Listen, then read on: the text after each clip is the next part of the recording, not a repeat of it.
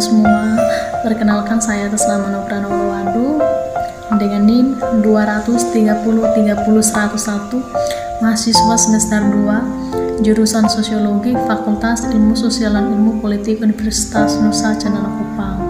Pada video kali ini, saya akan membuat video parodi tentang mengajak masyarakat untuk menjaga asas kebenaran berita tentang bencana dan tidak menyebar hoaks. Tujuan saya dalam membuat video ini untuk memenuhi tugas ujian akhir semester mata kuliah Sosiologi Komunikasi. Baik, saya akan menjelaskan bagian yang pertama.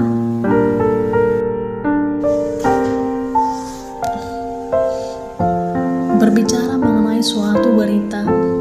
Kebenaran suatu berita bukanlah kebenaran absolut, karena kebenaran berita dapat berubah-ubah. Oleh karena itu, kebenaran yang dimaksud dalam suatu berita adalah kebenaran yang merujuk pada fakta, kepada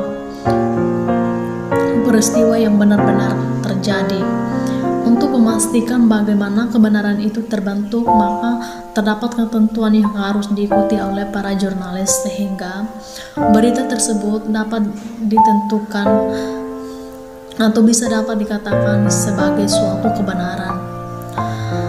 Kebenaran dalam berita dapat dibentuk sehingga kebenarannya dapat dipertanggungjawabkan. Pada dasarnya, mendapatkan informasi adalah salah satu keinginan yang paling mendasar bagi setiap manusia.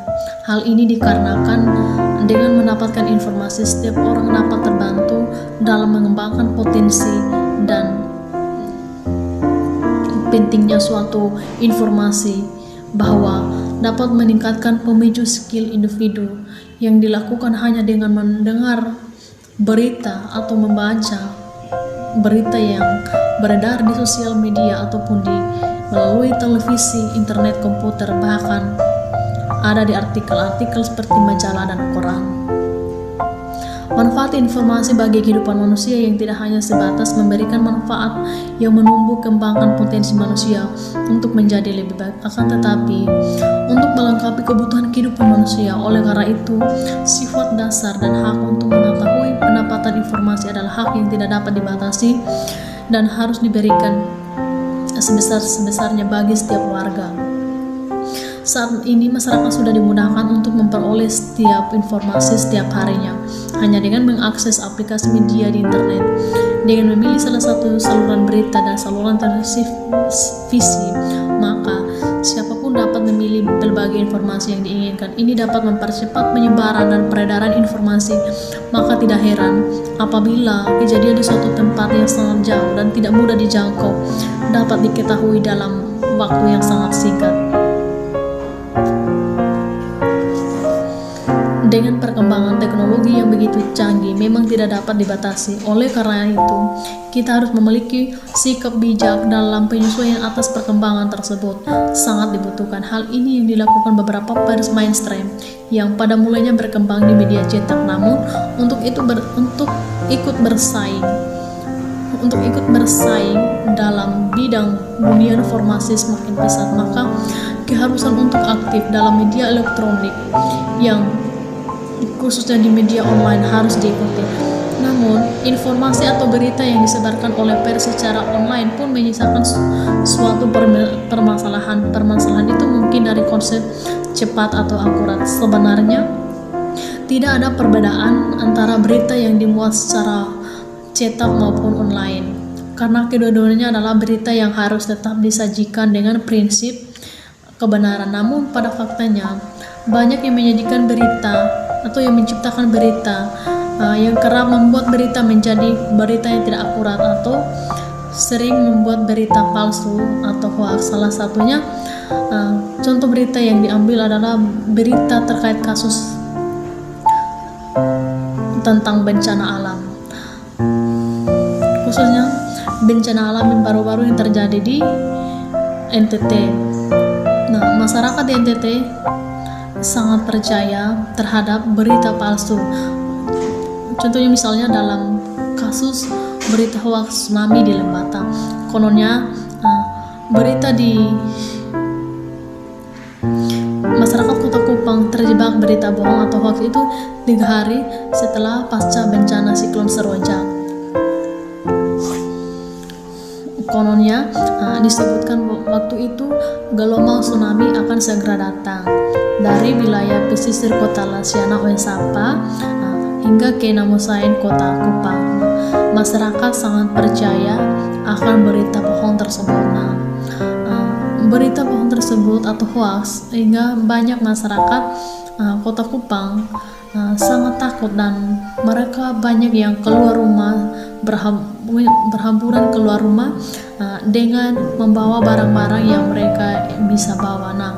Padahal bencana yang terjadi itu jauh berbeda dengan penyebaran berita hoax atau dengan penyebaran berita bohong tersebut.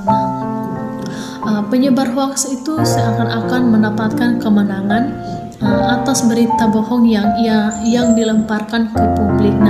Dan masyarakat percaya begitu saja, dan akhirnya ada yang memakan korban, khususnya di Lembata. 2 orang meninggal dunia di Lembata karena akibat mendengar berita hoax tsunami di Lembata. Untuk itu saya mengajak seluruh masyarakat Indonesia dimanapun berada agar kita tetap tenang dan tidak panik berlebihan, dan jangan mudah percaya dengan beredarnya berita bohong atau hoax. Dan juga kita tidak boleh menciptakan berita bohong atau bahkan menyebarkannya. Karena itu merupakan perbuatan yang melanggar aturan, yang merupakan tindakan yang tidak baik. Jangan sampai berita hoax yang kita sebarkan itu merugikan orang lain, bukan cuma merugikan kita tetapi juga merugikan banyak orang. Seperti yang hoax yang seperti yang di Lembata itu ada 2 orang yang meninggal dunia. Untuk itu mari kita belajar menjadi pembawa berita yang benar, membuat berita yang akurat, membawa berita yang benar-benar kita dapat dipertanggungjawabkan, membawa berita benar-benar sesuai fakta yang terjadi.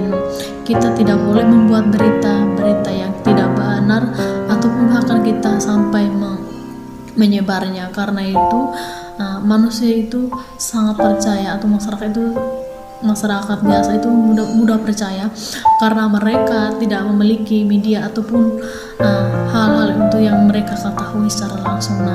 Kita sebagai masyarakat, mari kita tidak boleh melakukan tindakan yang membuat orang lain, yang merugikan orang lain dan juga merugikan diri sendiri. Berita hoax itu adalah berita yang sengaja dibuat oleh orang-orang. Berita itu tidak baik. Jangan sampai dengan berita yang kita sebarkan itu bisa membuat orang lain meninggal dunia. Untuk itu kita perlu mencegah penyebaran berita hoax. Sebelum kita menyebar berita hoax, kita harus kembangkan rasa penasaran setiap saat. Jangan langsung menyebar suatu berita tanpa mengecek suatu kebenarannya. Dan yang kedua, kita harus berhati-hati dengan judul yang provokatif. Dan yang ketiga, kita harus periksa keaslian berita dengan mencari tahu asal sumbernya. Jangan sampai